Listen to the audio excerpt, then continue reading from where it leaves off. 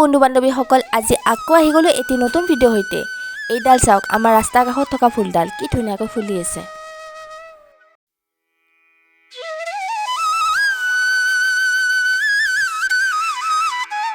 আপোনালোকক আজি এটা বস্তু দেখাম, সেইকেইটা হৈছে এইকেইটা হৈছে আমাৰ ঘৰৰে কাষৰে ঘৰৰ কুকুৰা পোৱালি। চাওকচোন মাকৰ পিছে পিছে পোৱালিকেইটা কি ধুনীয়াকৈ ঘূৰি আছে।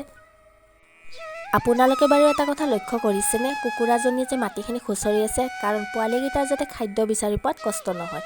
এয়া হৈছে মাক আৰু সন্তানৰ মাজত প্ৰকৃত মৰম আৰু ভালপোৱা।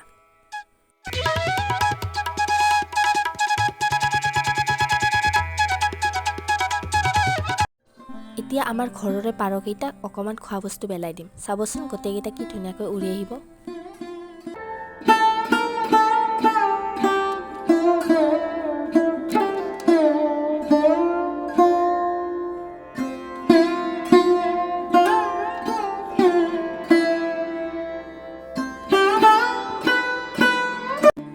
এইডাল চাওক পাত ফুল, মই বহুত দিন আগতে ঠানি ভাঙি এনেকৈ পানীত তিয়াই থৈ দিছিলোঁ।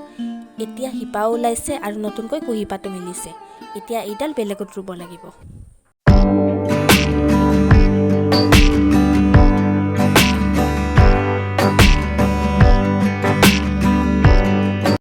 এতিয়া আহোঁ আচল কথালৈ। আপোনালোকে বাৰু পটলৰ চাটনি খাই পাইছেনে? আজি দেখুৱাম আপোনালোকক পটলৰ চাটনি কেনেকৈ খাব পাৰি।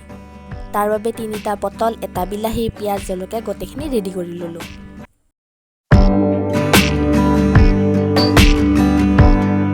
এতিয়া পটলকেইটা টুকুৰা টুকুৰি কৰি কাটি লগতে বিলাহীটোও হাফ বইল কৰি ল'ম, কাৰণ গেছত পৰিমতো যাতে পুৰোতে একো অসুবিধা নহয় তাৰ বাবে।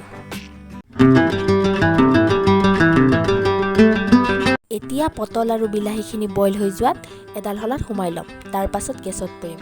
কেতিয়াবা যদি আপোনালোকৰ খাব মন যায় তেতিয়া সহজতে এইটো কাম কৰিব পাৰিব।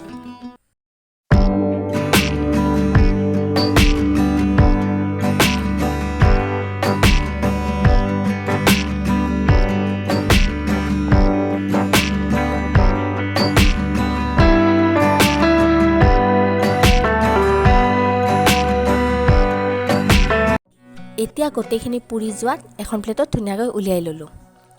এতিয়া তাত পিঁয়াজ, আদা, নহৰু, জলকীয়া ধুনীয়াকৈ মিহি মিহিকৈ কাটি গোটেইখিনি পিটিকি ল'ম। আপোনালোকেও কৰিব পাৰে এইটো কাম। ধৰি লওক আপোনাৰ কেতিয়াবা জুই ধৰিব মন নাযায় বা কেতিয়াবা আপোনাৰ কিবা পুৰা বস্তু খাব ইচ্ছা যায়, তেতিয়া সহজে এইটো কাম কৰিব পাৰে। তো আজিলৈ আহিলোঁ, বাই বাই।